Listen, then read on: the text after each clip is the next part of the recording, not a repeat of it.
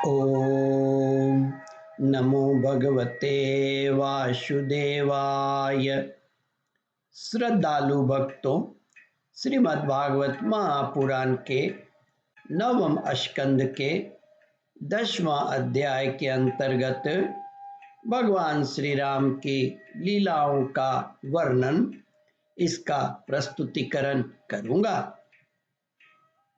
इसके पूर्व जहाँ तक आप कथा श्रवण कर चुके हैं उसके आगे का प्रस्तुतिकरण करता हूँ। श्री सुखदेव जी कहते हैं, परीक्षित, लंका की बर्बादी को देखकर राक्षस राज रावण ने निकुंभ, कुंभ, धूम्राक्ष, दुर्मुख, सुरंतक, नरंतक, प्रहस्त, अतिकाय, विकंपन आदि अपने सब अनुचरों, पुत्र मेघनाद और अंत में भाई कुंभकर्ण को भी युद्ध करने के लिए भेजा। राक्षसों की वह विशाल सेना तलवार, त्रिशूल, धनुष, प्राश, रिष्ठि, शक्ति, बाण, भाले, खड्ग आदि शस्त्र अस्त्र से सुरक्षित और अत्यंत दुर्गम सेना थी।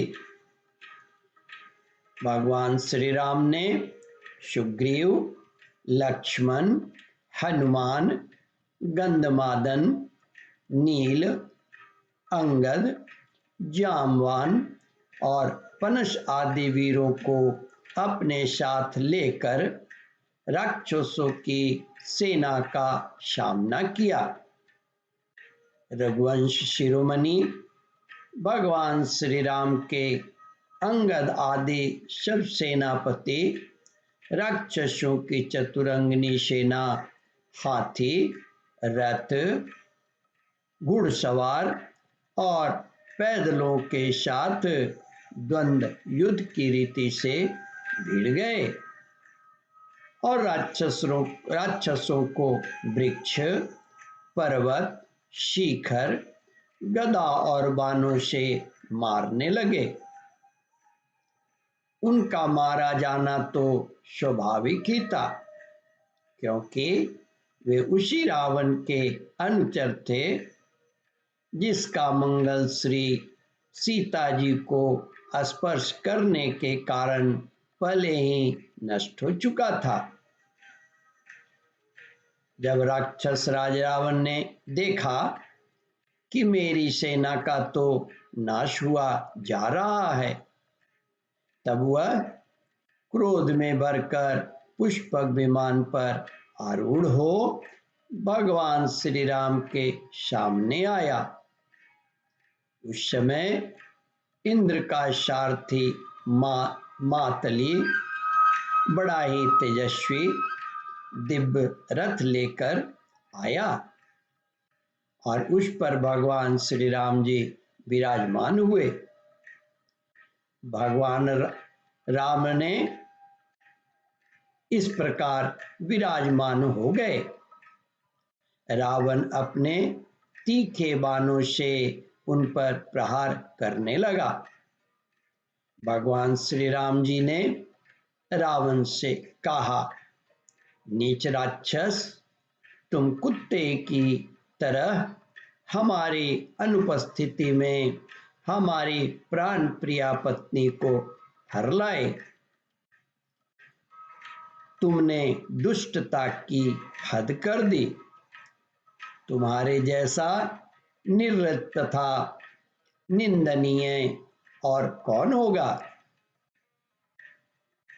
जैसे काल को कोई टाल नहीं सकता, कर्तापन के अभिमान को वह फल दिए बिना रह नहीं सकता, वैसे ही आज मैं तुम्हें तुम्हारी करनी का फल चखाता हूँ। इस प्रकार रावण को फटकारते हुए भगवान श्री राम ने अपने धनुष पर चढ़ाया हुआ बाण उस पर छोड़ा। उस बाण ने वज्र के समान उसके हृदय को विदीर्ण कर दिया। वह अपने 10 मुखों से खून उगलता हुआ विमान से गिर पड़ा।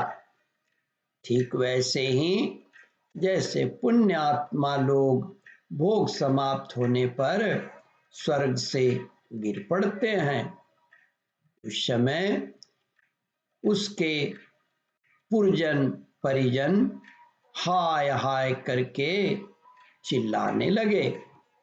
ओम परमात्मने नमः।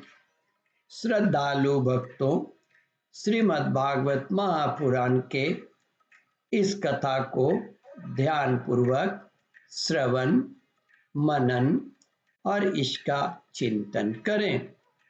इस कथामृत का रसास्वादन अपने बंधु बांधवों को भी करावे। इस वीडियो को शेयर और सब्सक्राइब करें। ओम परमात्मने नमः।